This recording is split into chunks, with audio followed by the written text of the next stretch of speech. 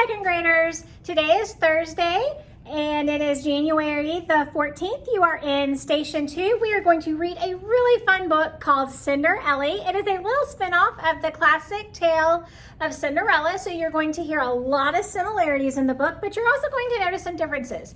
Remember in Station 1, we talked about sequence of events and events going in order. You are going to really need to focus on the events in this book so you can put them in order in Station 3. So let's dive into Cinderelly. You're going to hear a lot of rhyming in this book.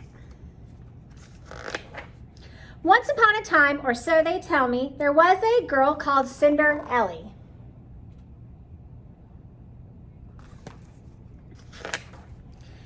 Ellie was good and she was pretty. She lived with her folks in New York City with Mom and Dad and Sue and Nellie. Her sisters were mean to Cinderelly. When school let out, they'd watch TV. They'd ask Cinderelly to serve iced tea, or else they'd play a video game, but they never ever asked Ellie to do the same.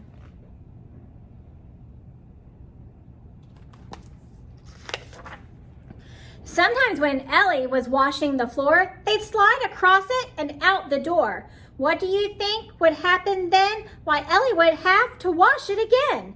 Ellie cleaned up because she liked to be neat from the hair on her head to the toes on her feet.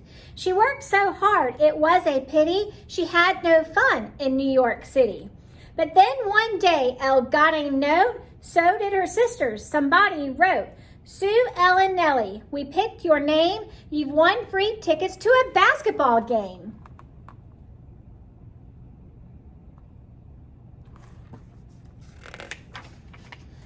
We accept with pleasure, said Sue and Nellie. I do too, said Cinderelly. Her sisters just looked at her and smiled. And then they said, you can't go, child. But I'm invited. It says so there. You're too young, Ellie, and you've nothing to wear. I'll shop, said Ellie, but you've no money. Ellie's mother agreed. They're so right, honey.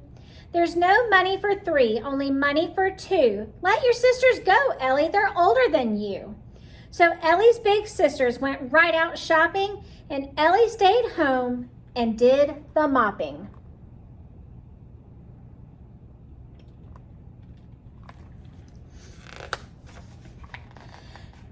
The night of the game, as Elle watched them go, an old lady came by and said, Ellie, hello. Excuse me, said Elle, but I know all the dangers. I'm never allowed to speak to strangers. I'm your godmother, Ellie. Don't you recognize me? Last time I saw you, you were 2 or 3. I'm here because we have things to do. Keep your eyes on my cane. I have something for you.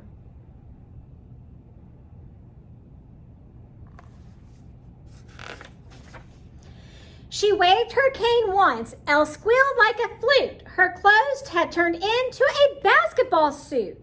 And here's something else to go with your clothes. Glass sneakers, said Godma. You'll need 2 of those.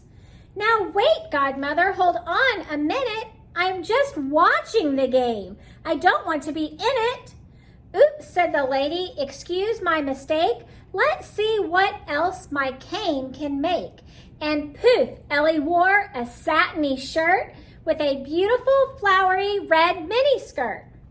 Ellie was happy because she looked so fine. Now go to the game and have a good time.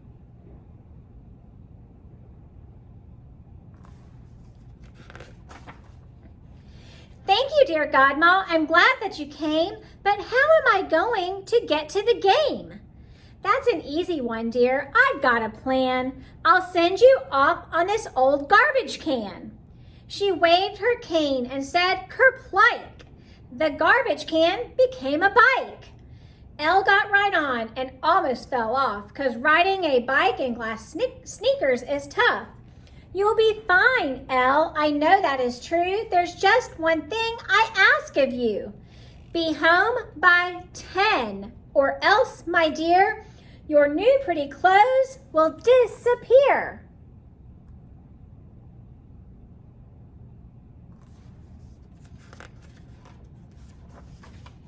No problem, heard Ellie, as sweet as a kitty. Then she rode right on off through New York City. The game just was starting when Elle got to her seat. Out ran Prince Charming. People rose to their feet.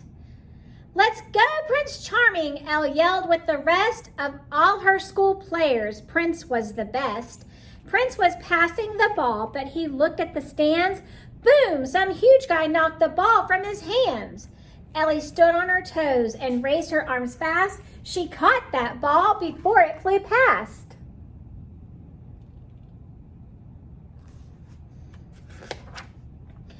"Hooray!" yelled the crowd, except Sue and Nellie. The sisters just stared at Cinderella. "Is that Ellie?" asked Sue. "No, that's a bad guess. She's older than Ellie and much better dressed." "Here's the ball," Ellie shouted as she threw it up high. "In the future, be careful." "Thanks, miss, I'll try." Prince stared at Ellie and said, "Glad to meet ya. After the game, let's go get some pizza." "What's your name?" he asked. I can't tell you, I fear," for Elle was afraid that her sisters might hear. When the game ended, the other side clapped. They were good sports even though they got zapped. "Will you wait for me, please?" Prince stopped by Elle's chair. "I'll shower and change and blow dry my hair."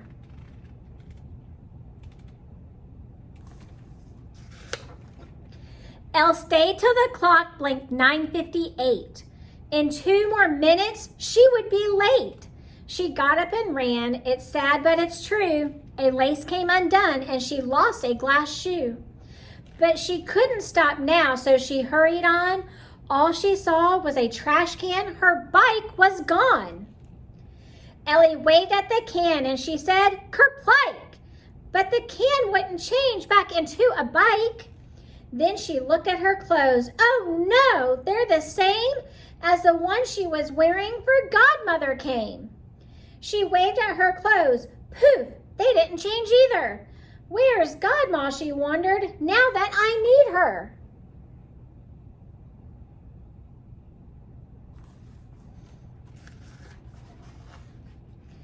Meanwhile, Prince Charming, looking pretty cool, was busy signing photos for the fans at school. When he was finished, he looked all about. Ellie wasn't inside, so Prince went out. Outside, he saw no one, just some girl who ran off down the street with a huge garbage can.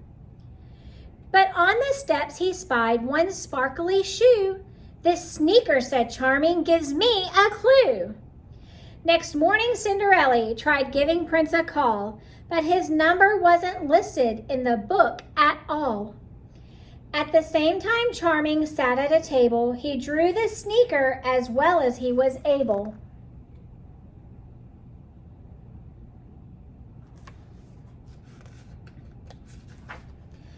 Beneath it, he wrote for all to see, "If you lost the sneaker, please telephone me." Then he wrote his name and phone number too. He went to the copy shop to print a few. Prince taped his copies, once they were complete, to every single lamppost on that busy street. Many women phoned him with feet too big or small. Prince Charming wasn't happy. Won't the right one ever call?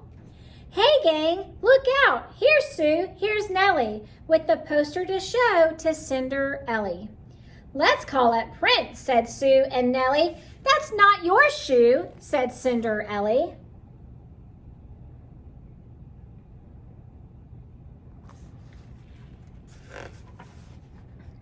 Oh no, they said, but we'll try it since. How else could we ever meet a real live prince? They phoned Prince Charming, and just as they planned, he dropped in to visit with the sneaker in hand. Prince was surprised by Nellie and Sue. He said, I don't remember either of you.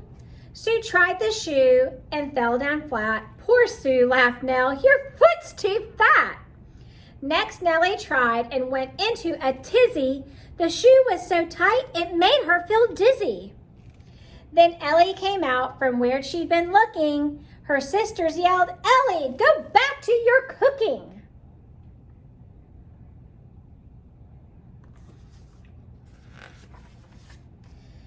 Cinderella sat down and put on the shoe. Then she took out the other and put that one on too. Excuse me, called someone. May I come in? Please do, said Ellie. Godma, where have you been? I've been busy, she answered, but I know my duty to see Cinderella and her friend Prince Cutie. Prince Charming, he corrected. Well, how do you do? It's time you saw Ellie in the clothes that you knew. Poof, poof, she waved. Ellie's clothes became the one she had worn to the basketball game. Yikes, screamed the sisters. Shh, grandmothers told them. You deserve a good scolding, and she started to scold them.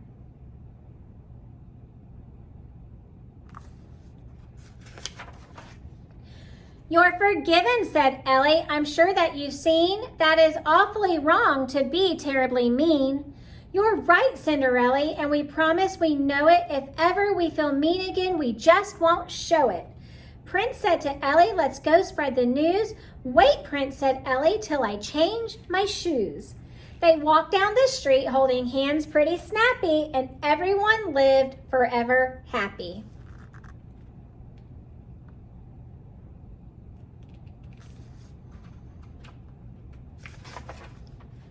There you go. That is the end. All right, boys and girls, I hope you enjoyed this fun little book, and I will see you in Station 3, where you will be putting events from this book in the correct order. Bye.